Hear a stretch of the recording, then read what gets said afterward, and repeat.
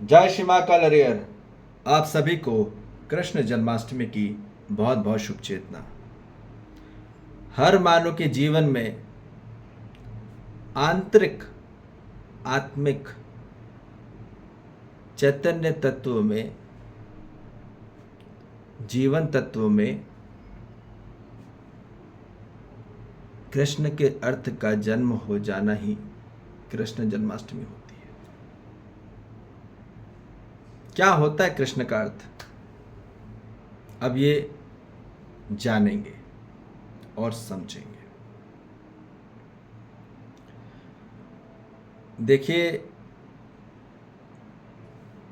कृष्ण किसको कहा जा रहा है? जो कि नंदलाला, जो कि काले कन्हैया,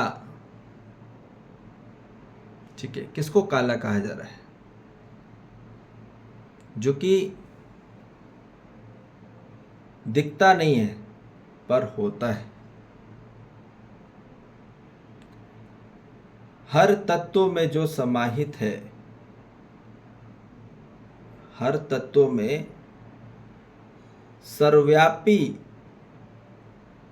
सर्वज्ञ परम तत्व में, इसका अर्थ क्या होता है?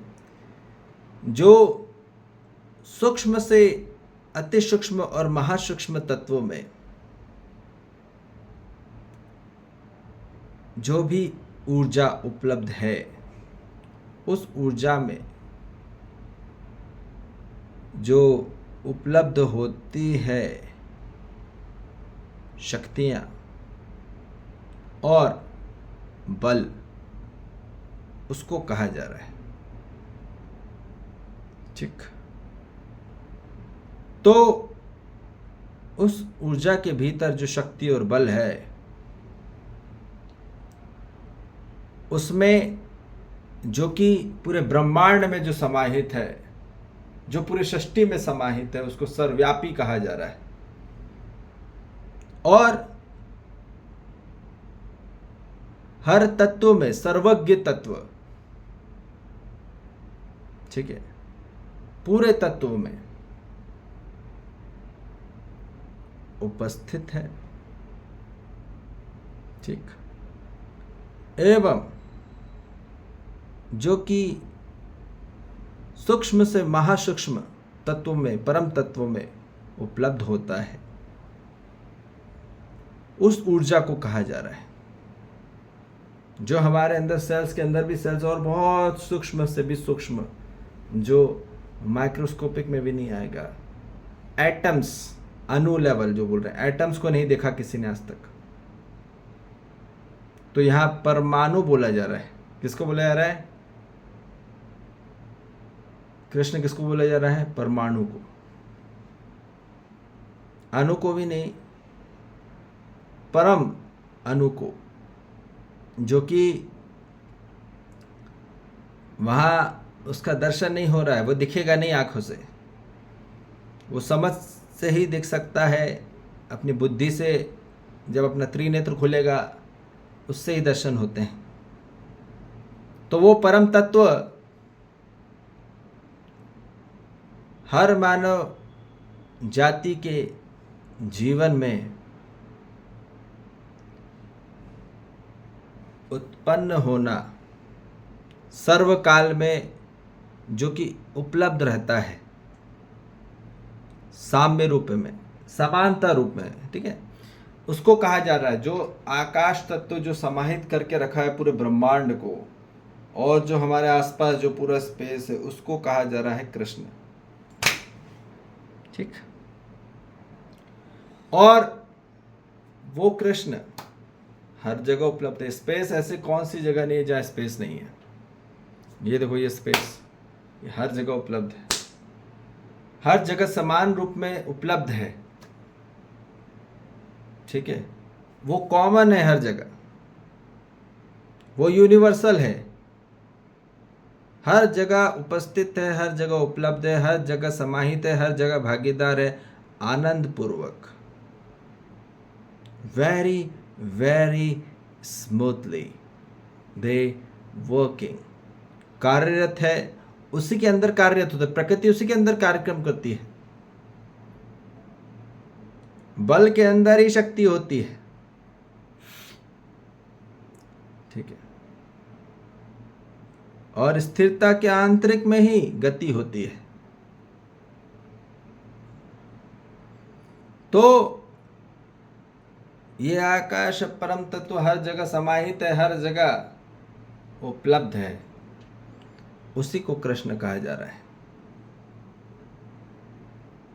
और आनंद पूर्वक कार्यरत है, वो सेवाकृत है। हमको पता भी नहीं चलेगा, हम यहाँ से वहाँ चले आएंगे, ट्रेन से इधर से उधर, कहीं से भी हम कहीं से हाथ इधर उधर कर, पता भी नहीं चलता। तो उसको कहा जा रहा है कृष्ण। तो वही अपने जीवन में आंतरिक स्वरूप में वैसा हो जाना ही कृष्ण का जन्म हो जाना है अपने तत्व में। यही करना है,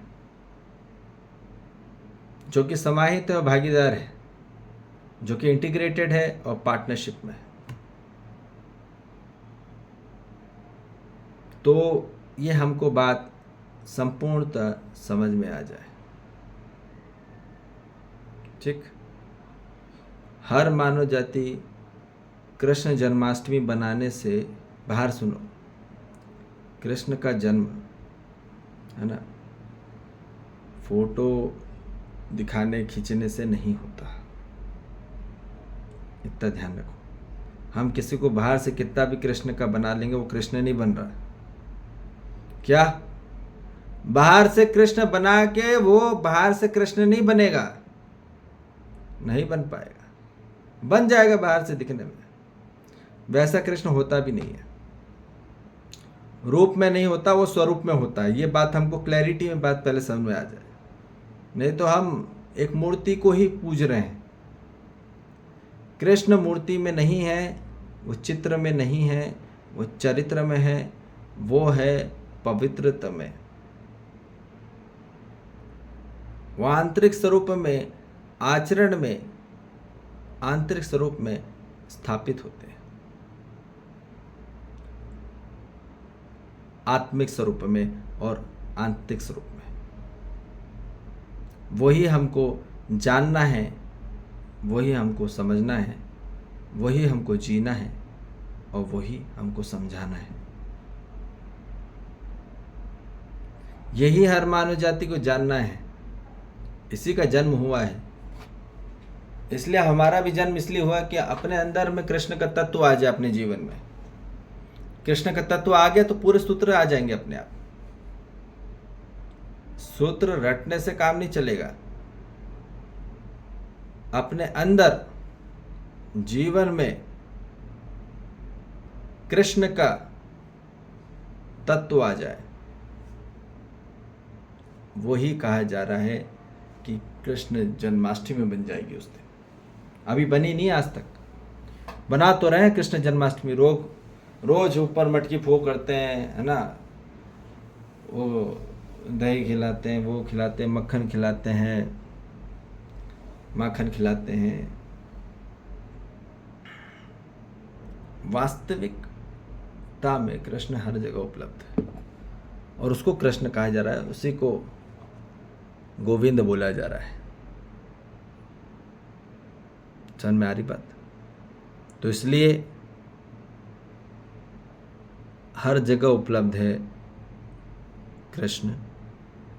और कृष्ण क्या बोलना चाह रहे थे अपने गीता में,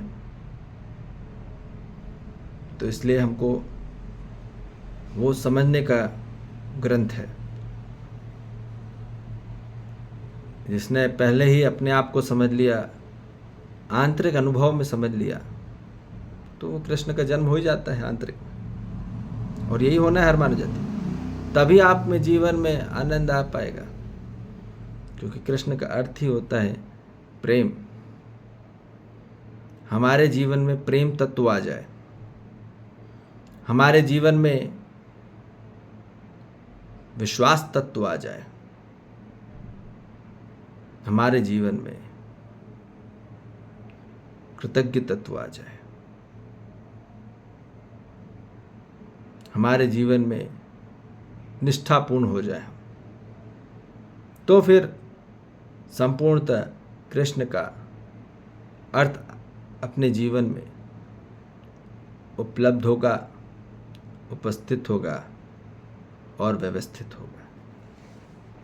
ठीक है, तो इसलिए संपूर्णतः स्वरूप में असली कृष्ण की प्राप्ति के लिए अध्ययन करने का प्रयास करें। अध्ययन से ही अभ्यास की ओर बढ़ोतरी होगी और अभ्यास से ही अनुभव के लिए प्रगति होगी, और यही चाहिए हर मानव जाति को। अपने आंतरिक आत्मिक अनुभव में ही प्राप्त करना है। ठीक है, बाहरी रूप में नहीं मिलेंगे, ये बात निश्चित है। स्वयं में, स्वरूप में और आंतरिक जीवन तत्व में उपलब्ध होंगे, और यही हर मानव जाति को अपने जीवन शरीर यात्रा में प्राप्त करना है। ठीक है जी, जय श्री महाकाल, हरि हर।